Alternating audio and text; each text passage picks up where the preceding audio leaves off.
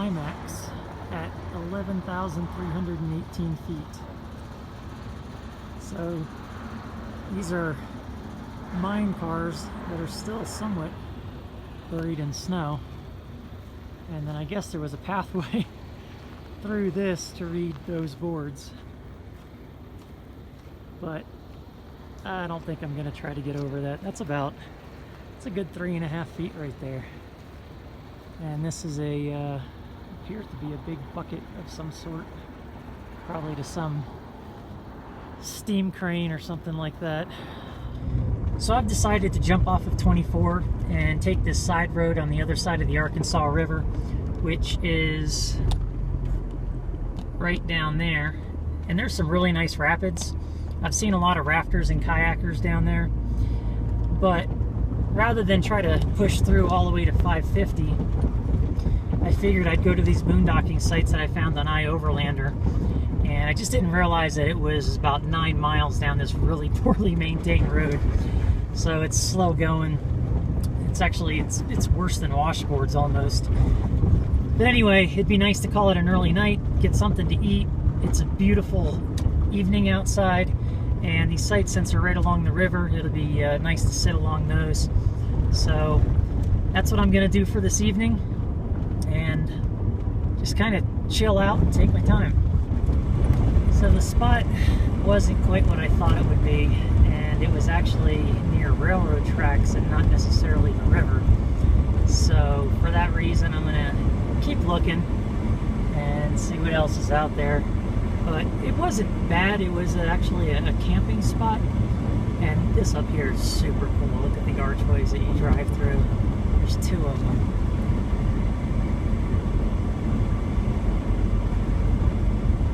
But anyway,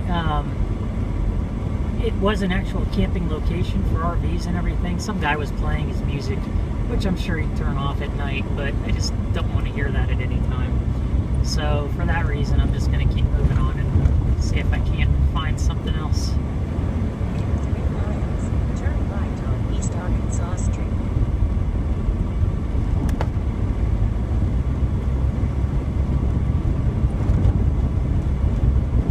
It's a series of tunnels. That is pretty cool.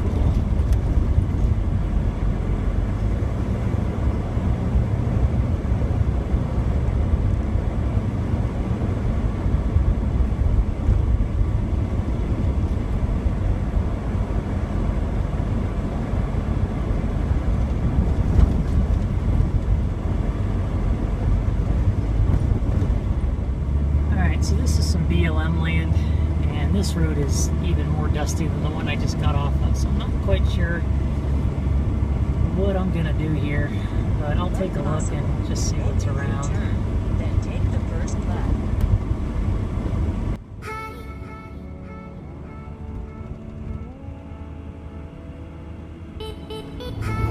So the view is already making me want to stay here.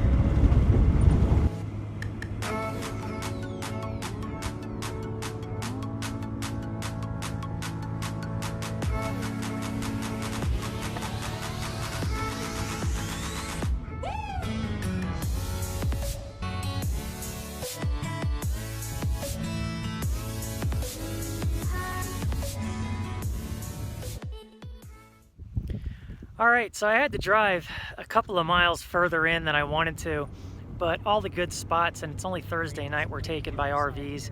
And even though some of the spots were big enough for 2 or 3 people, I didn't want to park right next to anybody.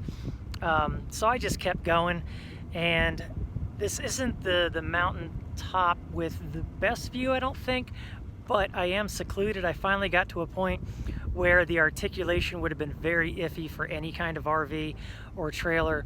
So the Jeep made it through without a problem, and then I get here on the other side, and for the half mile that it took me to get here, there was nobody. So that's really cool. But this is where my Jeep is pointed. So you can see some snow-capped mountains that way, and then behind me is just the road. And the reason that I picked this particular spot is because it's wide open, and I've already opened my hatch, and when I sit inside, this is going to be my view. So for that reason, I'm really gonna like being here tonight. Don't have any view really of the valley too much below like some of the other spots, but I'll take what I can get. This is gonna make me really happy tonight to look at that, make dinner, and just enjoy being out here. The weather is so mild. It's actually, you could be in short sleeves right now, but it's at the top here. The wind's a little bit gusty, but not too bad, and it's kind of died down actually since I brought out the camera, so that's nice.